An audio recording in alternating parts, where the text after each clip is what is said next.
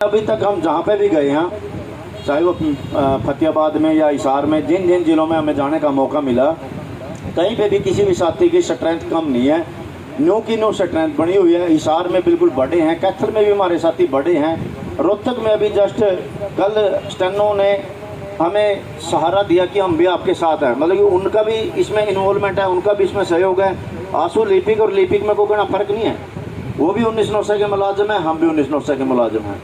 और जब 19 के मुलाजिम हैं, एक ही कैडर है, सब कुछ एक है।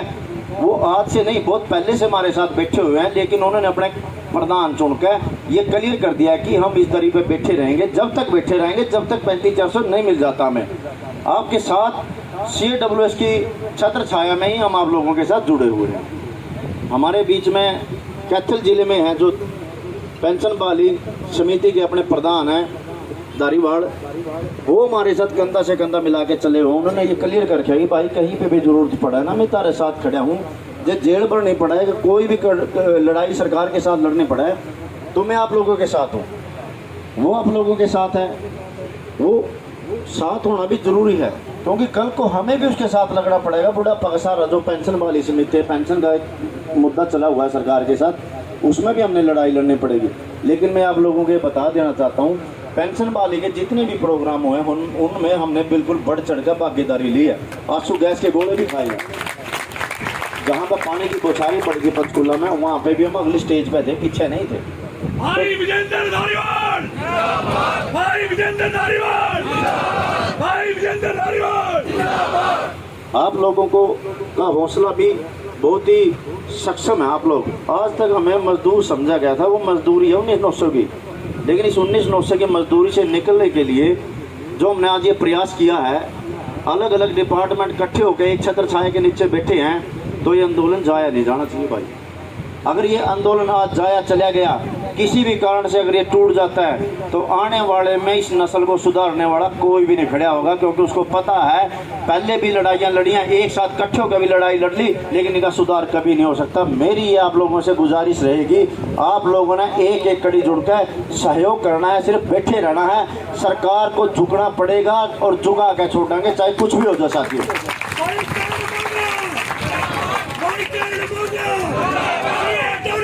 जिंदाबाद, जिंदाबाद। अब ये लड़ाई मान सम्मान की है, मान सम्मान लेके जाएंगे, इसमें कोई दोहराई नहीं है। जब हमने स्टार्ट किया था, हमें भी इतना आइडिया नहीं था कि ये भाईचारा इतना इकट्ठा हो जाएगा।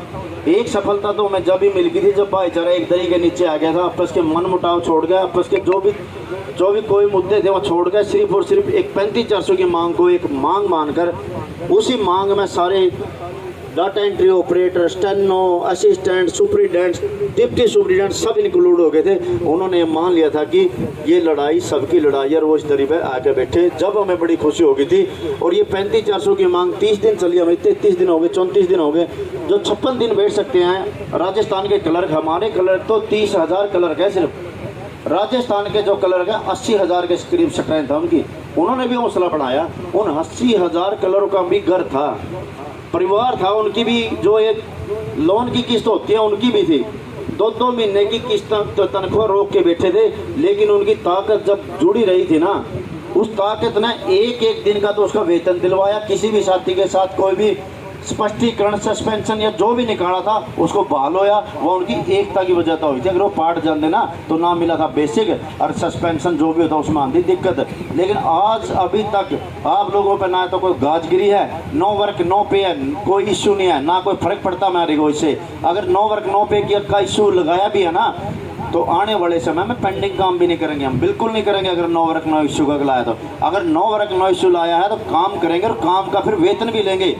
सरकार से ये कहेंगे काम करा पेंडिंग आपका, 1 महीने का जो पेंडिंग काम पड़ा है वो किसने करना है? सीट पर जाकर कोई बाहर का थोड़ी आएगा, या हमारा DDO थोड़ी कर देगा, खुद हमने करना वो काम भी जाकर। उसके पैसे मांगना हमारा अधिकार है, और उस अधिकार को सरकार से लेना या छीनना हमने देखना है। सरकार सही ढंग से देती है तो बहुत अच्छी बात है।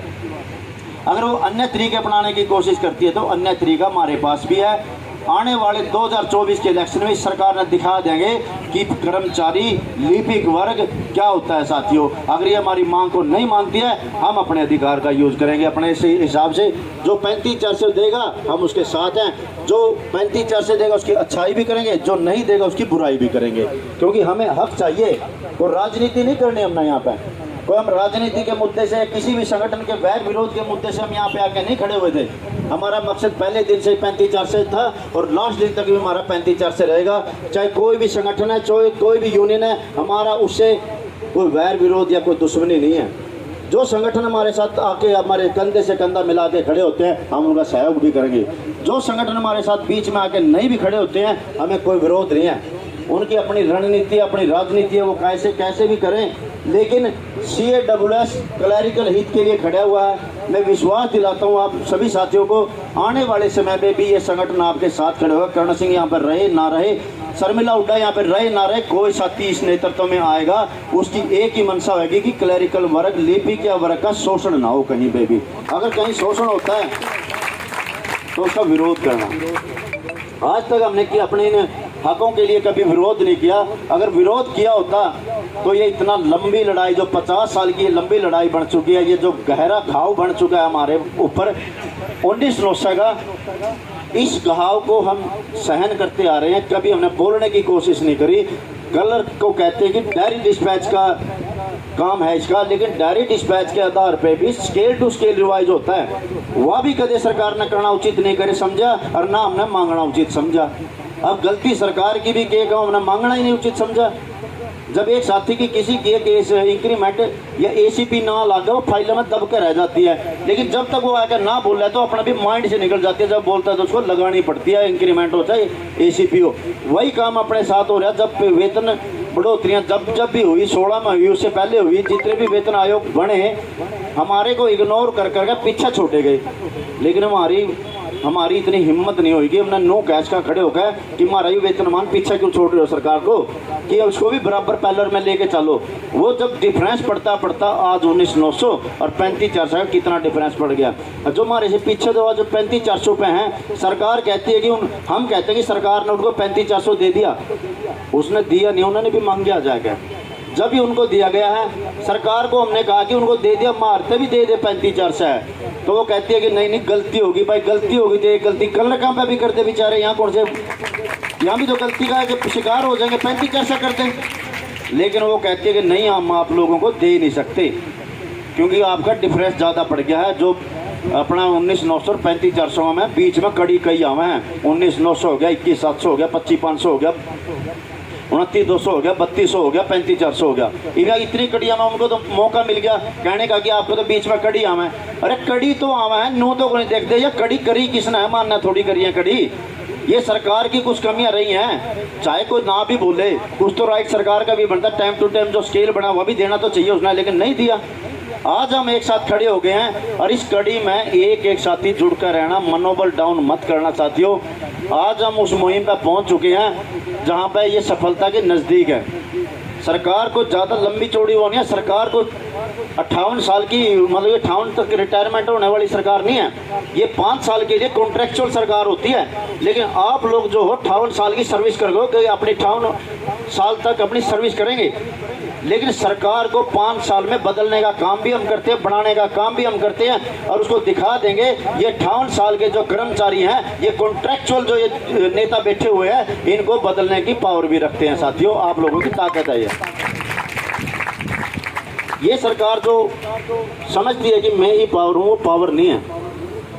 ये अपने आप में घमंड में आ चुकी है। इसको ये लग रहा है कि जो मन ने फैसला कर दिया वो फैसला भी मान्य होगा। लेकिन इसको ये नहीं पता है कि ये जो क्लरिकल वर्ग, कर्मचारी वर्ग जो बैठा है, ये फैसला करता है, ये जनता है। इसके पीछे वोट भी बहुत हैं, वोट पुआने वाले भी यहाँ हैं और रिजल्ट काटने वाले भी यहाँ हैं। इन्हें ना रिजल्ट क्लियर करना कि कौन सा MLA बना, कौन सा MP बना।